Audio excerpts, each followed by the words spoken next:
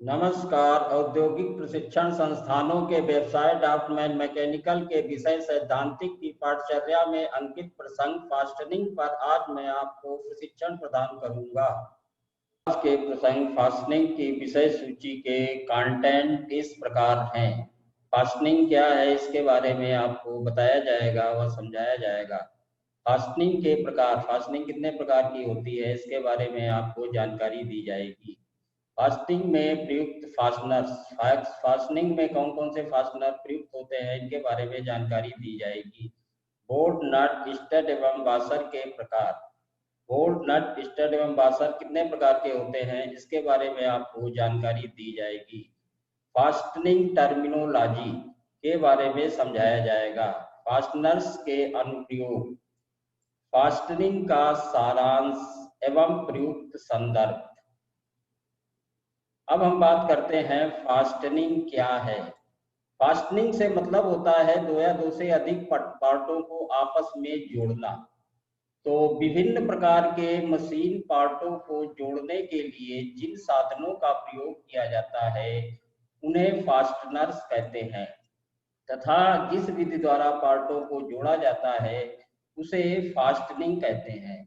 अब हम बताएंगे कि फास्टनर्स क्या होते हैं। फास्टनर्स आपके नट, बोल्ट, स्टड आदि। तो इनमें नट में क्या होता है कि इसमें इंटरनल थ्रेड होती है, ये एक धातु का टुकड़ा होता है, इसके अंदर इंटरनल थ्रेड होती है। और जो बोल्ट होता है एक प्रकार की सिलिंड्रिकल रॉड होती है, उसके एक तरफ चूड़ियां और दूसरी तरफ आपका हेड होता है। और नट को बोल्ट में फिट करने को हम कहते हैं फास्टनिंग। और उसके साथ वाशर भी लगा सकते हैं। इसके अलावा आपका स्टड जो होता है उसके दोनों तरफ चूड़ियां होती है, उसके दोनों तरफ हम नट को फिट कर सकते हैं। इसके बाद आपका जैसे रिवेटिंग है, ये भी एक फास्टनिंग की क्रिया होती है। तो रिवेटिंग में जब हम दो पार्टों को आपस में जोड़ते हैं तो दोनों पार्टों में से रिवेटिंग जो होती है कभी कभी खराब हो जाती है, लेकिन जोड़े जाने वाला पार्ट जो है खराब नहीं होता है। फास्टनिंग के प्रकार, फास्टनिंग कितने प्रकार की होती है इसके बारे में अब आपको जानकारी दी जाएगी। पहला है आपका अस्थाई फास्टनिंग। अस्थाई से मतलब होता है टेम्परेरी फास्टनिंग। टेम्परेरी फास्टनिंग क्या होती है कि जब नट को बोल्ट में हम जोड़ते हैं तो उसमें जब चाहें हम उसको उससे अलग भी कर सकते हैं और हमारा इससे दोनों पार्टों को कोई नुकसान नहीं होता है। यानी कि जब किसी मशीन पार्ट को हम जोड़ते हैं तो नट बोल्ट की सहायता से जोड़ देते हैं, या स्टड की काटर, ये सारे आपके अस्थाई फास्टनिंग की श्रेणी में आते हैं। अब हम बात करते हैं अर्धस्थाई फास्टनिंग। अर्धस्थाई फास्टनिंग से मतलब होता है किसी पार्ट को अर्धस्थाई यानी सेमी परमानेंट रूप से जोड़ने के लिए जो साधन प्रयुक्त किए जाते हैं उनको कहते हैं अर्धस्थाई फास्टनिंग। अर्धस्थाई फास्टनिंग में आपके रिवेटिंग और सोल्डरिंग आती है। तो रिवेटिंग में क्या होता है कि जब दो प्लेटों को हम जोड़ते हैं, रिवेट द्वारा जोड़ते हैं, तो कभी कभी ऐसा होता है कि जो हमारे फास्टनर्स यानी कि रिवेट है वो खराब हो जाती है, लेकिन हमारी प्लेटें वैसी की वैसी ही रहती है। तो ये आपके अर्धस्थाई फास्टनिंग के अंतर्गत आता है। यानी कि जब हम दो इसमें फास्टनर्स जो है खराब हो जाते हैं लेकिन फास्टनिंग पार्ट जो है वो आपका वैसा का वैसा ही रहता है, इसलिए ये अर्धस्थाई फास्टनिंग की श्रेणी में आता है। अब हम बात करेंगे स्थाई फास्टनिंग के बारे में। स्थाई फास्टनिंग जो होती है ये दो पार्टों को स्थायी रूप से जोड़ा जाता है, जैसे कि आपकी वेल्डिंग या सोल्डरिंग। वेल्डिंग में क्या होता है, जब हम दो पार्टों को वेल्डिंग द्वारा जोड़ते हैं तो उनमें दोनों पार्ट को जब अलग करना चाहेंगे तो दोनों पार्ट आपके बेकार हो जाएंगे और इसलिए जो फास्टनर्स होते हैं वो बेकार हो जाते हैं। इस प्रकार की फास्टनिंग को हम कहते हैं स्थाई फास्टनिंग। अब हम बात करेंगे अस्थाई फास्टनिंग में प्रयुक्त फास्टनर। जैसा कि मैंने आपको पहले बताया कि अस्थाई फास्टनिंग जो होती है वो टेम्परेरी फास्टनिंग कही जाती है। इसको जब चाहें हम अलग भी कर सकते हैं और जोड़ भी सकते हैं बगैर क्षति पहुंचाए। पहला आपका है बोल्ट। जैसा कि बोल्ट के बारे में, बोल्ट एक बेलनाकार रॉड से बनाया जाता है। इसके एक सिरे पर हेड और दूसरे सिरे पर चूड़ियां होती है। ये मुख्यतः माइल्ड स्टील के बनाए जाते हैं। अब आप चित्र में देख रहे हैं, इसमें एक हेक्सागोनल हेडेड बोल्ट बना हुआ है।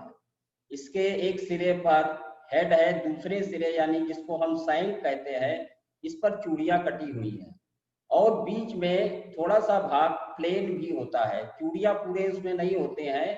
तो इसमें क्या होता है कि बोल्ट में भी कई प्रकार के हेड होते हैं, हेक्सागोनल होता है, स्क्वायर होता है, कप हेडेड बोल्ट भी होता है।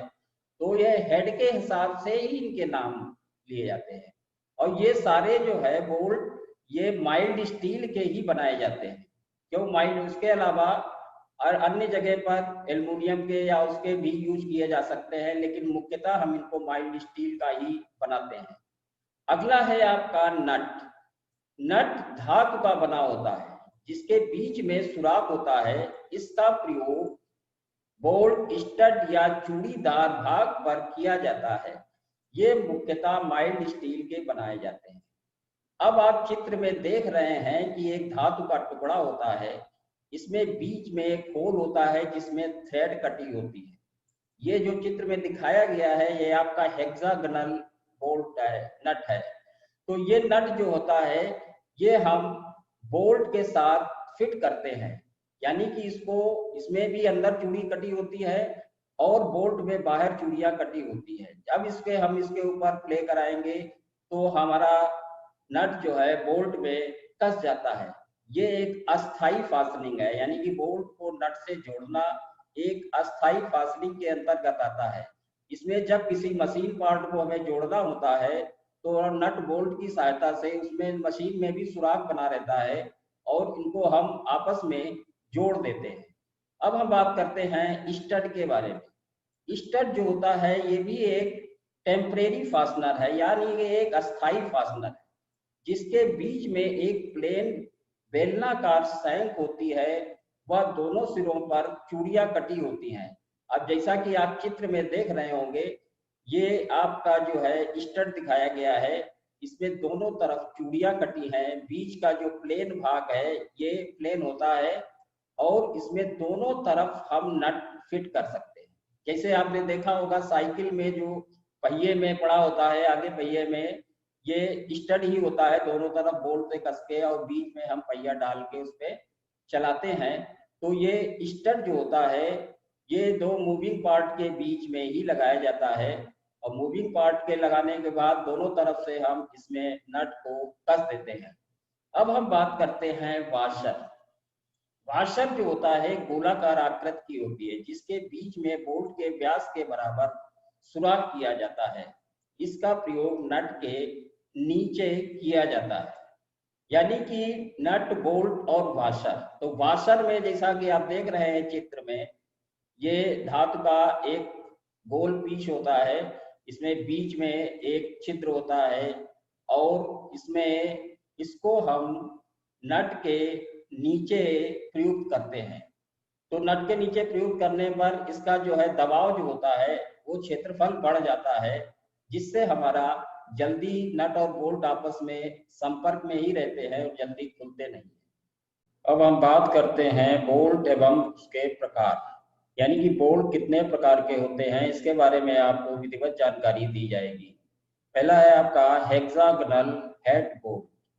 जैसा कि आपका चित्र में दिखाया जा रहा है, इसका हेड जो होता है वो षटभुजाकार होता है, यानी इसके 6 पहलू होते हैं और इसमें जो शैंक होता है इस पर चूड़ियां कटी होती हैं और इस पे चूड़ियों पर हम बोल्ट को चलाते हैं, यानी कि ये एक जो है फास्टनिंग का फास्टनर्स है जो हम एक दूसरे से जोड़कर प्रयुक्त करते हैं। अगला आपका फास्टनर्स है स्क्वायर हेड बोल्ट।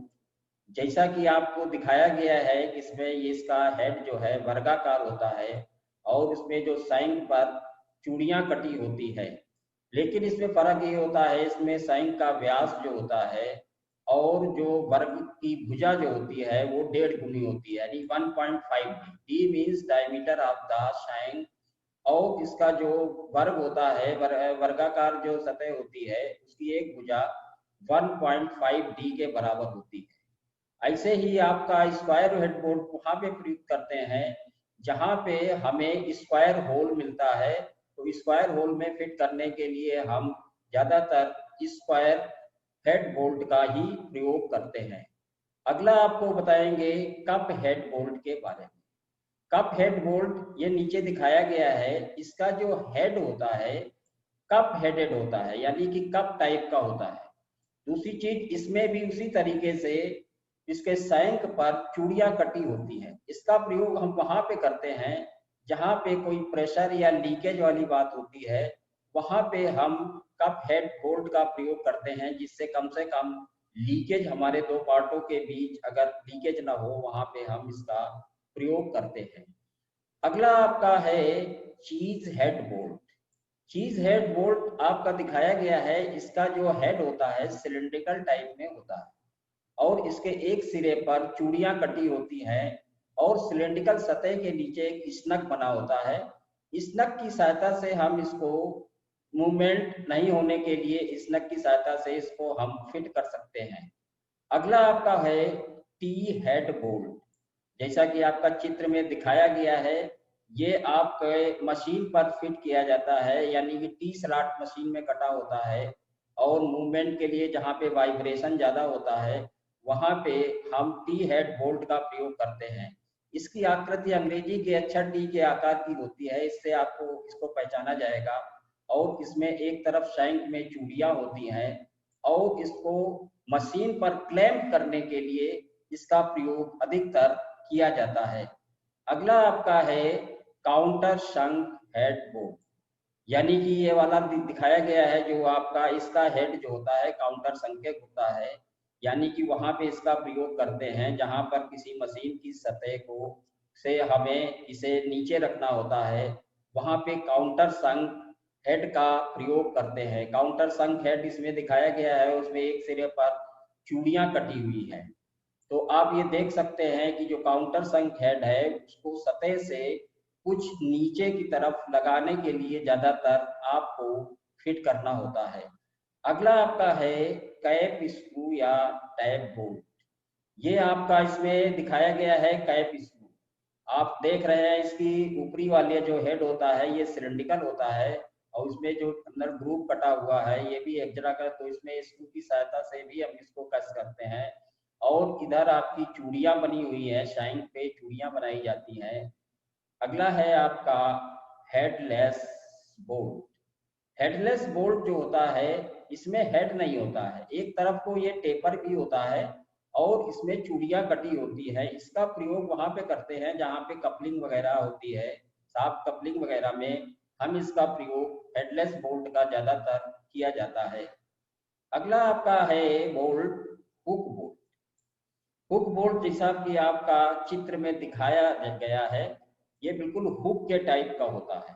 जैसा हुक होता है इसका प्रयोग आपका स्टील आयरन में जैसे टीन वगैरह में प्रयोग किया जाता है, जहाँ पे हमें टीन को कसना होता है वहां पे हम हुक बोल्ट का प्रयोग कर लेते हैं।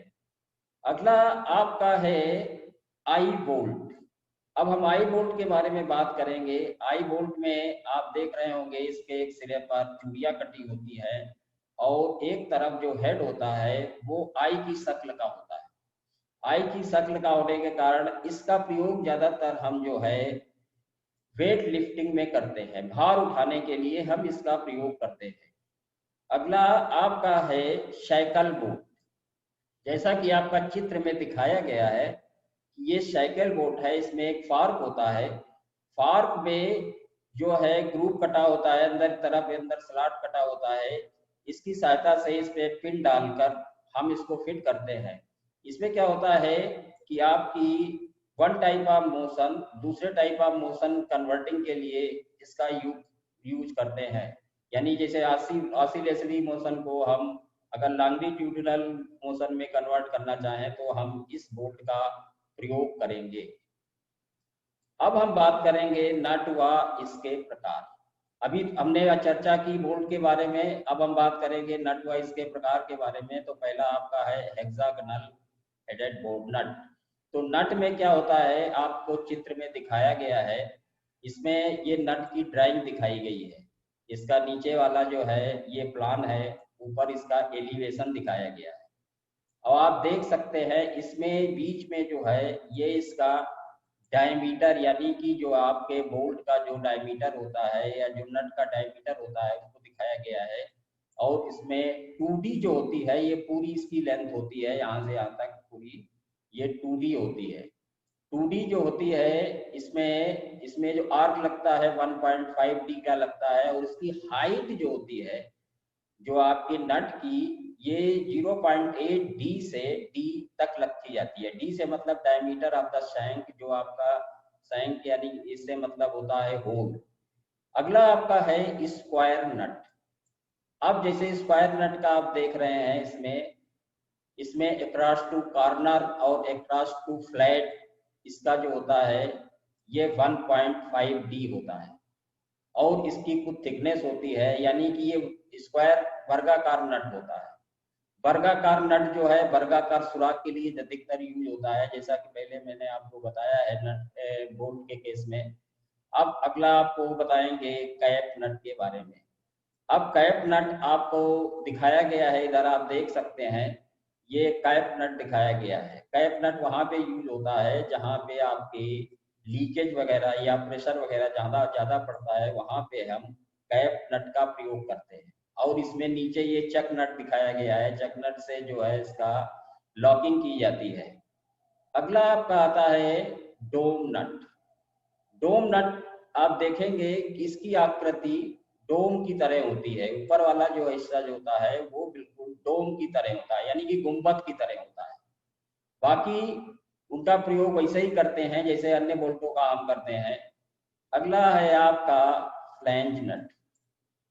फ्लैंज नट में क्या होता है, इसमें फ्लैंज नट में कॉलर बनी होती है। हेक्सागोनल नट ही होता है ये, लेकिन इसमें ऊपर कॉलर बनी होती है और कॉलर में सुराख बने होते हैं। उसकी सहायता से कॉलर में जो आप कॉलर बना होता है वो एक वाशर का काम करता है, यानी कि उसमें वाशर लगाने की जरूरत नहीं पड़ती है फ्लैंज नट में। अगला है आपका कैसल नट। कैसल नट की अगर हम बात करेंगे तो कैसल नट में जो है ग्रूव कटे होते हैं, इसमें सिलिंड्रिकल सतह पे ऊपर का भाग प्लेन सिलिंड्रिकल होता है, और उसमें ग्रूव में स्लॉट में हम पिन को फंसाकर कैसल नट को यूज करते हैं। अगला आपका है रिंग नट। रिंग नट इधर दिखाया गया है, तो रिंग नट में आपके परिध पे स्लॉट काट दिए जाते हैं और सी स्पैनर की सहायता से इसको घुमा के कसा जाता है। अगला है कैस्टन नट। कैस्टन नट जो होता है उसकी ऊपरी सतह सिलिंड्रिकल होती है, उसमें जो सिलिंड्रिकल सतह पर होल किए जाते हैं और टामी बार की सहायता से उसको घुमाकर हम यूज करते हैं। अगला है नल नट। नल नट के बारे में अगर हम बात करेंगे तो ये आपके साइड में दिखाया गया है। ये ज्यादातर आपका मेजरिंग इंस्ट्रूमेंट में यूज होता है। इसके सतह पर नर्लिंग की हुई रहती है, इस सतह पर हम नर्लिंग वगैरह कर देते हैं, जिससे हम इसको हाथ से भी खोल वगैरह सकते हैं। जैसे माइक्रोमीटर में आपने देखा होगा उसका जो रैचिट स्टाफ होता है वहां पे नर्लिंग की हुई रहती है। अगला है आपका विंग नट। विंग नट में इसको हम फ्लाई नट भी कहते हैं। इसमें दो पंखुड़ियां होती हैं, पंखुड़ियों को घुमा के हम उसको कसते हैं नट को। जैसा आपने देखा होगा हेक्सा फ्रेम में जो आपका नट पड़ा होता है वो विंग नट ही होता है, उसको हाथ से घुमाकर हम यूज कर सकते हैं। इसके बाद नेक्स्ट है आपका राउंड नट। राउंड नट जैसा आपका दिखाया गया है राउंड शेप में होता है, आपको चित्र में भी दिखाई दे रहा है, बाकी सभी नटों की तरह ये भी होता है। अगला है आपका स्लॉटेड नट। स्लॉटेड नट में स्लॉट वगैरह कटे होते हैं और सी स्पेनर की सहायता से इसको कसा जाता है। अब हम बात करेंगे फास्टनिंग टर्मिनोलॉजी। फास्टनिंग टर्मिनोलॉजी से मतलब होता है दो पार्टों को जोड़ने की कौन सी युक्ति हम प्रयोग करते हैं। जैसे दो पार्टों को जोड़ के लिए जो फास्टनर यूज करते हैं, बोल्ट नट एवं बासर को हम संयुक्त रूप से जोड़ते हैं, यानी कि बोल्ट, नट एवं वाशर को संयुक्त रूप से जोड़ना फास्टनिंग कहलाता है, या किसी मशीन पार्ट को इन फास्टनर्स की सहायता से जोड़ना फास्टनिंग टर्मिनोलॉजी कहलाता है। यानी कि आप चित्र में देखेंगे इसमें तीनों चीजों का कॉम्बिनेशन है, यानी जब हम किसी मशीन पार्ट को हम जोड़ते हैं तो हमें नट, बोल्ट और वाशर की आवश्यकता होगी। अब बोल्टों के बारे में आपको हमने बताया कि बोल्ट हेड के हिसाब से कई प्रकार के होते हैं, नट भी आपके हेड के हिसाब से अलग होते हैं। इसमें जो दिखाया गया है ये आपका हेक्सागोनल है, यानी इसके 6 पहलू होते हैं। ये बोल्ट इसमें आपके 6 पहलू होंगे। दूसरी चीज इसमें जो आपका दिखाया गया है डी, डी करके चित्र में दिखाया गया है, ये डायमीटर ऑफ द शैंक होता है। इसके बगल में जो थ्रेड के लिए भी होती है सिंबल आपका दिखाया गया है, यो तो डायमीटर जो होता है इसका लगभग 0.75 डी से डी तक रख सकते हैं हम हेड का व्यास। इसके बाद जो है आपका अक्रॉस टू कॉर्नर, इसमें दिखाया है 2D से 2D+4 इसकी डिस्टेंस दिखाई गई है, 2D+4। उसके बाद ये हम बताएंगे कि इसमें जो इसका शैंक का जो है व्यास होता है और पूरा व्यास इसका 2D होता है। आर्क जो इसमें लगता है हेड पे 1.5D का लगाया जाता है, और 2D जो है यहाँ से यहाँ तक की डिस्टेंस इसमें दिखाई गई है। तो ये आपके हेक्सागोनल हेडेड बोल्ट का नॉमेनक्लेचर है और फास्टनिंग टर्मिनोलॉजी से ही संबंधित है। अगला अब हम आपको बताएंगे स्टड व उसके प्रकार। स्टड क्या होता है, जैसा कि आपको पहले भी जानकारी दी है कि स्टड जो होता है इसमें दोनों तरफ चूड़ियां होती हैं और बीच में एक शैंक होता है।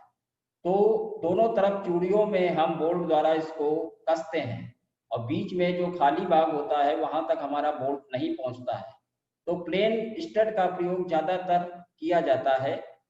अगला आपका है शोल्डर स्टड। शोल्डर स्टड जैसा कि आप चित्र में देख रहे हैं इसमें भी वैसे ही होता है, लेकिन दोनों तरफ इसमें चूड़ियां भी होती हैं और इसमें एक तरफ कुछ भाग प्लेन भी रखा जाता है, और आप देख पा रहे हैं कि इसमें एक शोल्डर बना हुआ है।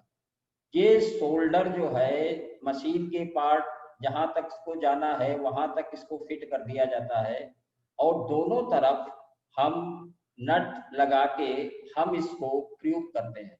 यानी कि स्टड जो होता है ये भी एक जो है टेम्परेरी फास्टनर होता है। इसमें क्या होता है कि जब हम चाहें इसको अलग कर सकते हैं और जब चाहें इसको हम जोड़ सकते हैं। यानी कि एक हो गया आपका प्लेन स्टड और दूसरा हो गया शोल्डर स्टड। इनके बारे में आपको जानकारी दी। अब हम बात करेंगे वाशर एवं उसके प्रकार। जैसा कि इसके नाम से स्पष्ट है, वाशर जो होता है वो नट और बोल्ट नट के नीचे हम इसको लगाते हैं, जिससे आपका जो है कोई मूवमेंट होता है या वाइब्रेशन होता है तो उसको रोकता है और नट और बोल्ट को आपस में खुलने से रोकता है। प्लेन वाशर, पहला वाशर जैसा कि आप चित्र में देख रहे हैं ये एक प्लेन वाशर दिखाया गया है। प्लेन वाशर में जो इसका आउटसाइड डायमीटर है और एक इनसाइड डायमीटर है, बीच में जो होल होता है, इसमें आप देखेंगे कि वाशर को जो है इसमें किनारे पर ये चैम्पर भी रखा जाता है। तो आपका ये चमड़े का भी बनता है, माइल्ड स्टील का भी बना सकते हैं, जैसा जहाँ पे आपको जरूरत है उस हिसाब से हम इसको बनाते हैं। अगला है आपका स्प्रिंग वाशर। जैसा कि आपका चित्र में दिखाया गया है ये स्प्रिंग की शेप में होता है। तो जब कोई रिलेटिव मूवमेंट होता है तो वहां पे हम इसको प्रयोग करते हैं, जिससे ये इसकी ग्रिपिंग बना लेता है और उस पार्ट को एक दूसरे पार्ट को खोलने से खुलने से रुकता है। अगला है आपका लॉक वाशर। लॉक वाशर जैसा कि आपको दिखाया गया है ये हमेशा लॉकिंग अरेंजमेंट में यूज होता है। लॉकिंग अरेंजमेंट में ही हम इसका यूज करते हैं जहां दो पार्टों को जोड़ते हैं और पार्ट में वाइब्रेशन ज़्यादा है तो वहां पर हम इसका ज़्यादातर इसका प्रयोग आपका ऑटोमोबाइल लाइन में अधिकतर किया जाता है। अगला वाशर है आपका टेप वाशर। जैसा कि आपका चित्र में आप देख पा रहे हैं टेप वाशर दिखाया गया है। टेप वाशर में क्या होता है कि जब कोई नट आपके मशीन के किनारे है और उसको किनारे पर कोई स्लॉट कटा होता है तो स्लॉट में इसको हम फंसा के और इसके किनारे पर हम इसको यूज करते हैं और मोड़ देते हैं, जिससे कि हमारा वो नट और बोल्ट आपस में संयुक्त रूप से जुड़े रहते हैं और वो जल्दी खुलते नहीं है। तो टेप वाशर का प्रयोग मशीन पार्टों में किनारे की तरफ हमेशा किया जाता है। फास्टनर्स के अनुप्रयोग। अब हम अनुप्रयोग के बारे में जानकारी देंगे। दो मशीन पार्टों को फास्टनर्स के द्वारा जोड़ा व अलग किया जा सकता है, यानी जब दो मशीन पार्टों को आपस में जोड़ते हैं और अलग कर सकते हैं, ये आपकी हो गई आपकी वो फास्टनिंग। ठीक है। फास्टनर्स मुख्यतः माइल्ड स्टील के बनाए जाते हैं, इनको हम माइल्ड स्टील का ही बनाते हैं। अगला है आपका नट बोल्ट स्टड एवं वाशर। अधिकतर मशीनों एवं ऑटोमोबाइल एवं यांत्रिक कलपुर्जों को आपस में जोड़ने हेतु प्रयोग करते हैं।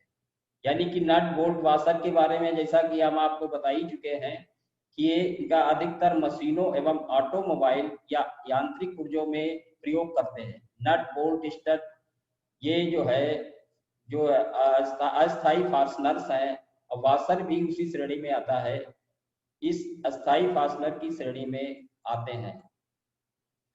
फास्टनिंग का सारांश।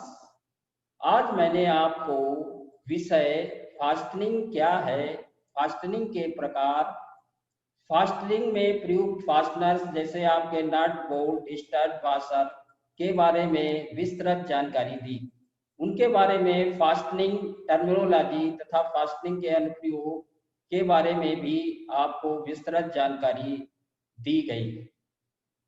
प्रयुक्त संदर्भ मैंने निमी online PDF book, EN Wikipedia ORG, DMM tutorial WS, Pritam Thakur, royal depot, GL डमटा, Dhanpat Rai and company private limited द्वारा लिया गया है। मैंने आपको प्रसंग फास्टनिंग पर प्रशिक्षण प्रदान किया। आशा है ये प्रशिक्षण आपको भविष्य हेतु मददगार होगा। धन्यवाद।